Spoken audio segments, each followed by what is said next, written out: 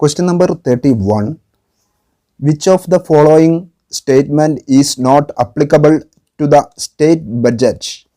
താഴെ പറയുന്നവയിൽ ഏതു പ്രസ്താവനയാണ് സംസ്ഥാന ബജറ്റിന് ബാധകമല്ലാത്തത്?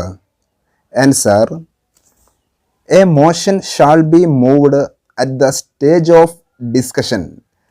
ചർച്ചയ്ക്കിടയിൽ പ്രമേയം അവതരിപ്പിക്കാം എന്നതാണ് സംസ്ഥാന ബജറ്റിന് ബാധകമല്ലാത്തത്.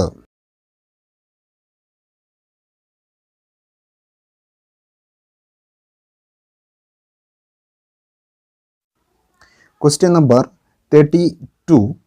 Budget wing of Finance Department issues circulars to heads of department for preparation budget estimate during the month of. ധനകാര്യ വകുപ്പിലെ ബജറ്റ് വിഭാഗം എല്ലാ വർഷവും ഡാഷ് മാസം ബജറ്റ് തയ്യാറാക്കുന്നത് സംബന്ധിച്ച് വകുപ്പ് തലവന്മാർക്ക് സർക്കുലർ അയക്കും. ആൻസർ: ജൂലൈ മാസത്തിലാണ് ബജറ്റ് തയ്യാറാക്കുന്നത് സംബന്ധിച്ച് വകുപ്പ് തലവന്മാർക്ക് സർക്കുലർ അയക്കുന്നത്.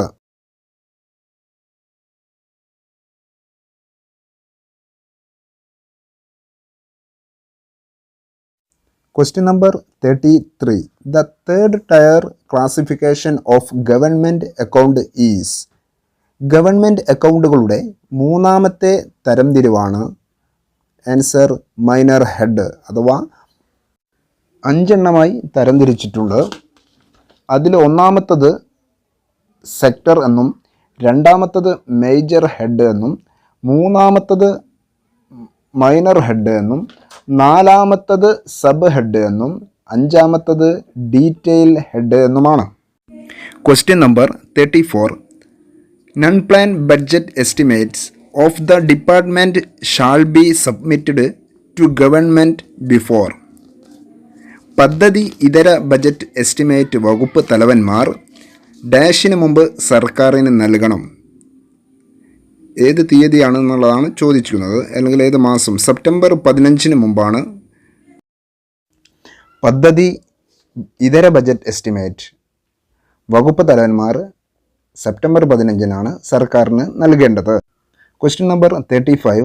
Service book of an officiating gazetted officer is maintained by. നിയമനം സ്ഥിരപ്പെടുത്തുന്ന ഒരു ഗസറ്റഡ് ജീവനക്കാരൻ്റെ സേവന പുസ്തകം സൂക്ഷിക്കുന്നത് ഡാഷ് ആണ്. ആൻസർ: ഹെഡ് ഓഫ് ഓഫീസ് അഥവാ office തലവനാണ്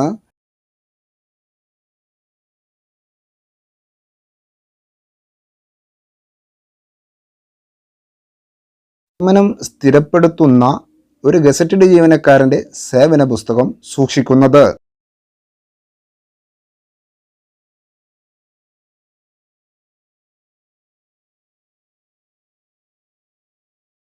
Question number 36. The officer empowered to control operation of Treasury Savings Bank account is. Treasury savings ബാങ്കുകളുടെ പ്രവർത്തനം നിയന്ത്രിക്കാൻ ചുമതലപ്പെട്ട ഉദ്യോഗസ്ഥൻ ആരാണ്? Answer: treasury director. ട്രഷറി ഡയറക്ടറാണ് സേവിങ്സ് അഥവാ ട്രഷറി സേവിങ്സ് ബാങ്കുകളുടെ പ്രവർത്തനം നിയന്ത്രിക്കാൻ ചുമതലപ്പെട്ട ഉദ്യോഗസ്ഥൻ.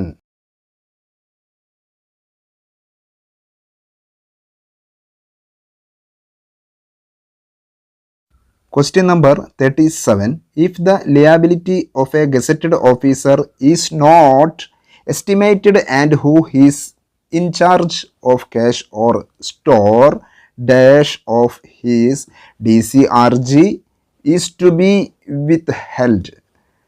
ക്യാഷ്, സ്റ്റോർ എന്നിവയുടെ ചുമതലയുള്ള ഒരു ഗസറ്റഡ് ഉദ്യോഗസ്ഥൻ റിട്ടയർ ചെയ്തിട്ടും ബാധ്യത നിജപ്പെടുത്തിയിട്ടില്ലെങ്കിൽ death cum retirement gratuity dash തടഞ്ഞു വെക്കാവുന്നതാണ്.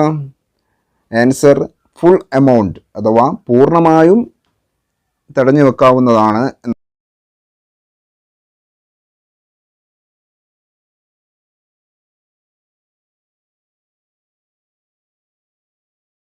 Number 38. Relinquishment of claims after exhausting all possible means of recovery is. തിരിച്ചു പിടിക്കാനുള്ള എല്ലാ മാർഗങ്ങളും അവസാനിച്ചിട്ടുള്ള ക്ലെയിം ഒഴിവാക്കൽ അതിനെ പറയുന്ന പേരാണ് ആൻസർ റൈറ്റ് ഓഫ് അഥവാ എഴുതിത്തള്ളൽ എന്നാണ്. Okay.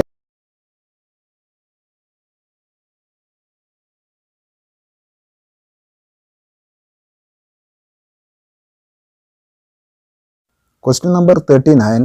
The articles deposited in treasuries for safe custody should be verified at least. ട്രഷറിയിൽ ഭദ്രമായി സൂക്ഷിക്കാൻ ഏൽപ്പിച്ച സാധനങ്ങൾ കുറഞ്ഞത് ഡാഷ് പരിശോധിക്കണം. Answer once in a year അഥവാ വർഷത്തിലൊരിക്കൽ ട്രഷറിയിൽ ഭദ്രമായി സൂക്ഷിക്കാൻ ഏൽപ്പിച്ച സാധനങ്ങൾ പരിശോധിക്കണം എന്നാണ് answer.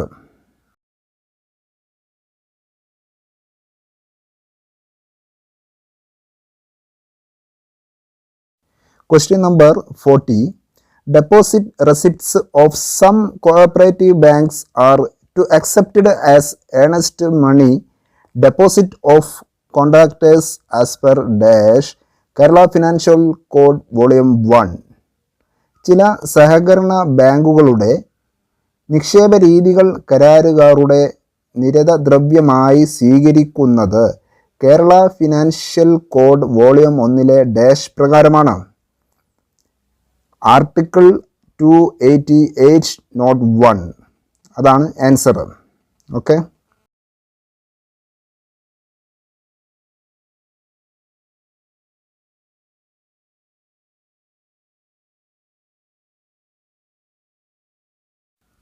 Question number 41. A register for watch the timely remittance of premium towards fidelity policies taken collectively will be maintained in dash of Kerala Financial Code Volume 2. Fidelity പോളിസികളുടെ പ്രീമിയം അടവ് നിരീക്ഷിക്കാൻ Kerala financial code volume 2 dash ഫോറത്തിലുള്ള register എല്ലാ വകുപ്പുകളിലും സൂക്ഷിക്കണം. Answer form 43. അത് article 286 page number 409 പ്രതിപാദിച്ചിട്ടുണ്ട്. അത് നിങ്ങൾക്ക് പരിശോധിക്കാവുന്നതാണ്. ഈ ഫിഡിലിറ്റി പോളിസികളുടെ കരാറും കാര്യങ്ങളൊക്കെ അതിൽ പറഞ്ഞിട്ടുണ്ട്.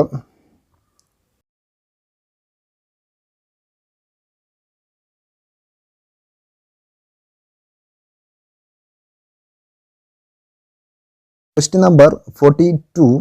Limited tender system may be adopted. Limited tender സമ്പ്രദായം സ്വീകരിക്കുന്നത് എപ്പോഴാണ്? Answer when the articles are in urgent need. സാധനം അടിയന്തരമായി വാങ്ങേണ്ടി വരുമ്പോൾ. ഈ കാര്യം ആർട്ടിക്കിൾ 126 പ്രതിപാദിച്ചിട്ടുള്ളത്. Page number 134.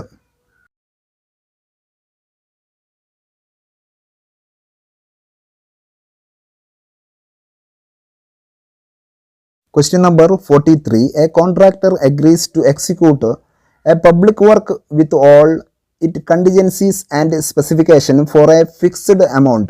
ഒരു പൊതുമരാമത്ത് പ്രവൃത്തി ഏത് സാഹചര്യത്തിലും നിശ്ചിത സ്പെസിഫിക്കേഷനിൽ നിശ്ചിത നിരക്കിൽ പൂർത്തിയാക്കാമെന്ന കരാറിന് പറയുന്ന പേരാണ് ലബ്സം കരാർ.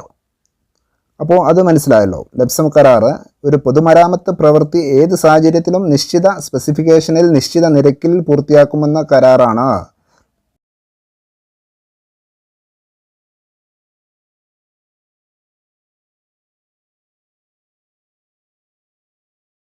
Number 44. All wages not claimed within dash should be forfeited. Dash claim ചെയ്യാത്ത എല്ലാ വേതനവും ഫോർഫിറ്റ് ചെയ്യപ്പെടും. 3 മാസത്തിനകം ഫോർഫിറ്റ് ചെയ്യപ്പെടും അഥവാ ക്ലെയിം ചെയ്യാത്ത എല്ലാ വേതനവും ഫോർഫിറ്റ് ചെയ്യപ്പെടും എന്നാണ് ഇതിൻ്റെ ഒരു ആൻസർ വന്നിരിക്കുന്നത്. 3 months.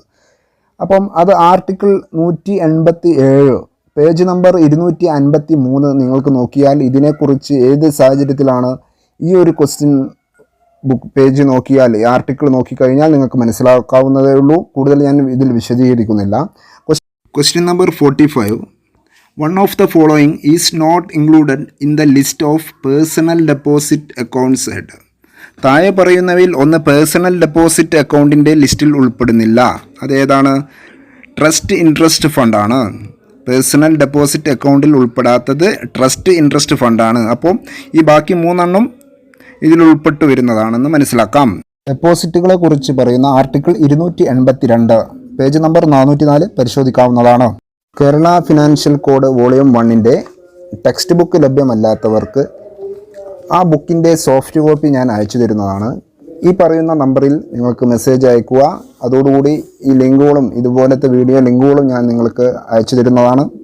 നിങ്ങൾ ഈ ചാനൽ ഇതുവരെ സബ്സ്ക്രൈബ് ചെയ്തില്ല എങ്കിൽ നിങ്ങൾ സബ്സ്ക്രൈബ് ചെയ്യുക. കൂടെ കാണുന്ന ബെൽ ബട്ടൺ അമർത്തുക. ശേഷം ഞങ്ങൾ അപ്ലോഡ് ചെയ്യുന്ന എല്ലാ വീഡിയോകളും നിങ്ങൾക്ക് ഉടൻ തന്നെ നിങ്ങൾക്ക് നോട്ടിഫിക്കേഷനായി ലഭിക്കുന്നതാണ്. വളരെ നന്ദി. വീണ്ടും കാണാമെന്ന പ്രതീക്ഷയോടെ ഗുഡ് ബൈ.